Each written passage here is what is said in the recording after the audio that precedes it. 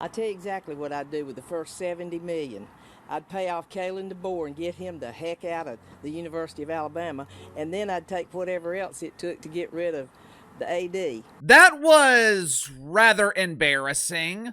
And I'm not talking about that lovely woman who would use $70 million of her mythical lottery winnings to buy out Kalen DeBoer's contract to get him the hell out of Alabama. I'm not talking about the attendance yesterday at the SEC championship game.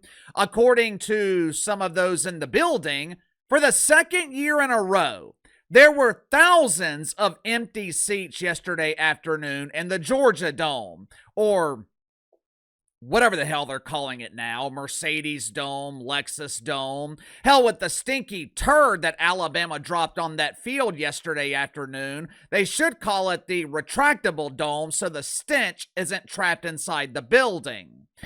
2 years ago, after the great one, the icon of icons, after Nick Saban retired, Alabama signed Kalen DeBoer to an 8-year contract worth $87 million. One of the problems with these long-term contracts, especially with a somewhat unproven coach, well, KC, Kalen DeBoer wasn't unproven. He had 2 fantastic years in Washington.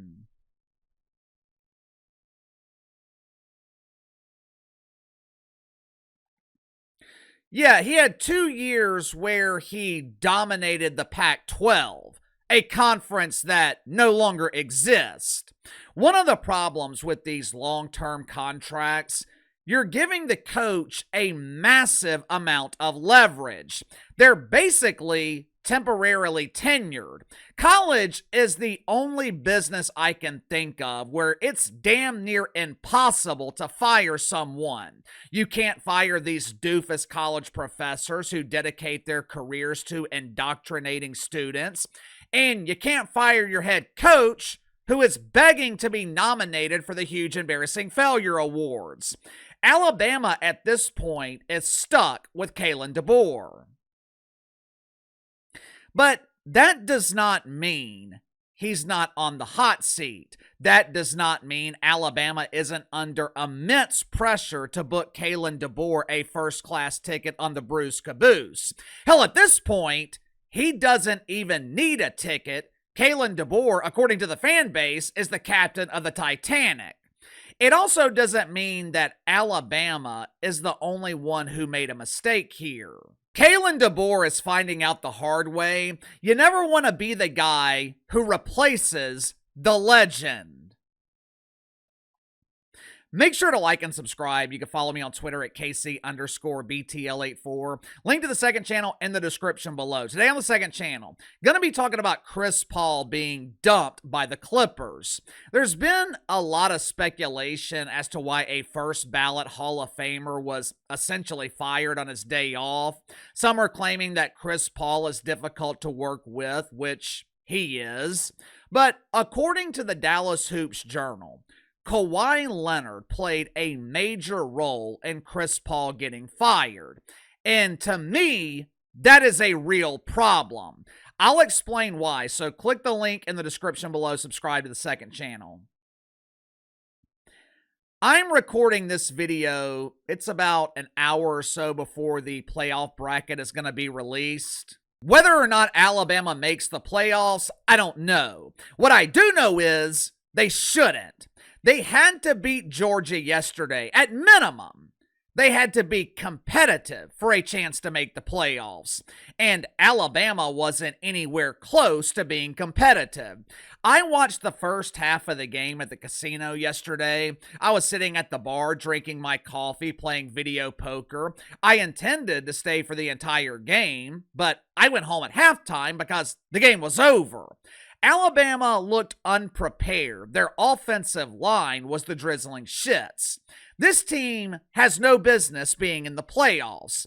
They should be in one of those meaningless bowl games like the Preparation H Bowl or the Duke's Mayonnaise Bowl, where they're playing a team like Clemson and getting their ass kicked.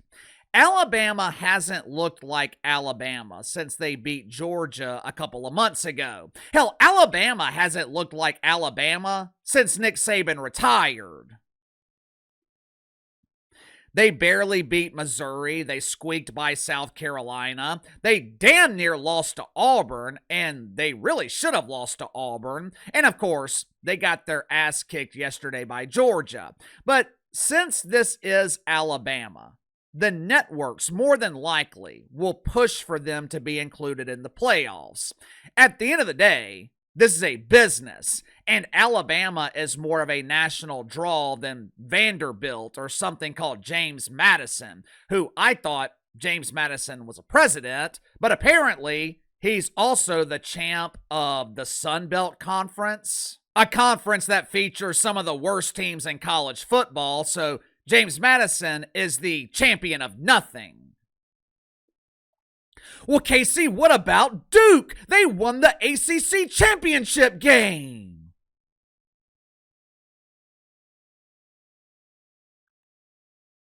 Who cares? And who cares about these championship games? These conference championship games, they used to mean something, but now they're no different than conference tournaments, conference championships in college basketball. I'm sure Kalen DeBoer is praying that Alabama makes the playoffs. He desperately needs something to stifle the flames that are inching closer and closer to his ass. In 2 years at Alabama, Kalen DeBoer's 19-7. He's already lost 7 games in 2 years. Nick Saban lost 29 games in 17 years. Kalen DeBoer is 7-3 against top 25 teams. Obviously, hasn't won the SEC and hasn't won a bowl game. At 99% of college football programs in the country, Kalen DeBoer's job would be secure. If he were coaching at BYU, if he were coaching at Turd Tech, Kalen DeBoer would be celebrated. But at Alabama, the problem for Kalen DeBoer, he accepted the job at Alabama at the wrong time. You never want to be the guy who replaces the legend. You want to be the guy who replaces the guy who replaces the legend. Nick Saban's first 2 years at Alabama, he was 19-8. Kalen DeBoer actually has a better record than Nick Saban in his first couple of years. I remember his first season. Nick Saban lost to Louisiana Monroe and Auburn in back-to-back weeks. He had Alabama playing in the coveted Independence Bowl in Shreveport, Louisiana, the place where dreams come true.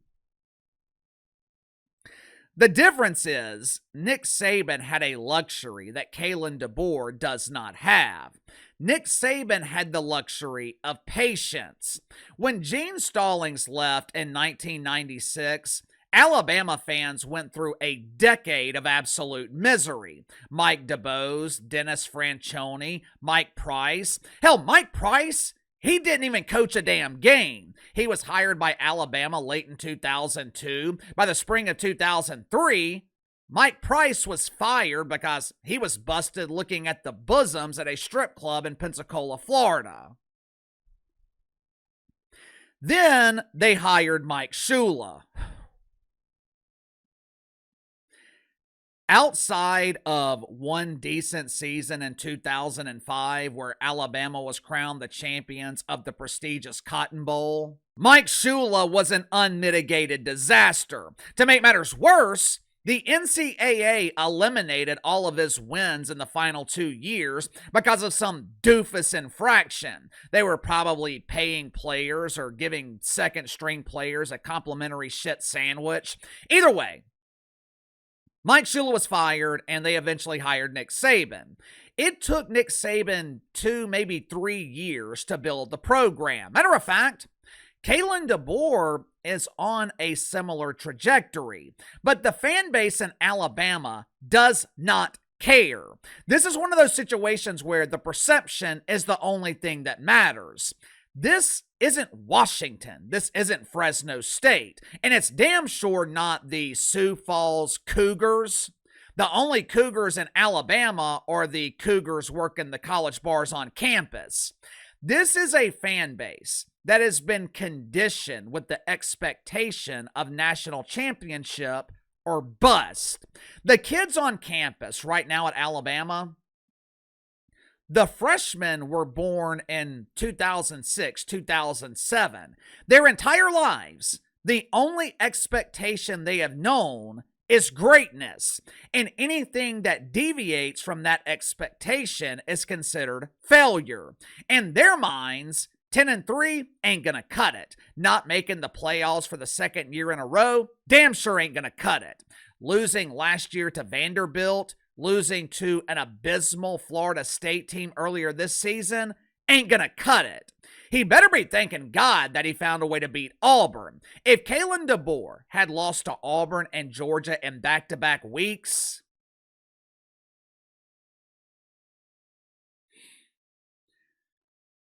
I know you don't turn down this job when Alabama is calling. There are certain jobs, certain programs where you don't follow the advice of Nancy Reagan and just say no. Alabama, LSU, Ohio State. But ideally, you want to do what Mike Vrabel did. Bill Belichick gets fired after decades of dominance in New England. Patriots hire Gerard Mayo. He goes 4-13. He's complaining about mythical racism in his introductory press conference. 2024 season was a disaster. Then Mike Vrabel comes in. The expectations are minimal. Fan base has been through a couple of years of losing. And Mike Vrabel is the savior. Mike Vrabel is the hero. I can be your hero, baby. Meanwhile, Kalen DeBoer is 19-7, 7-3 against quality opponents, and he is the most hated man in the state of Alabama. Sound off in the comments below. I'll see you guys later.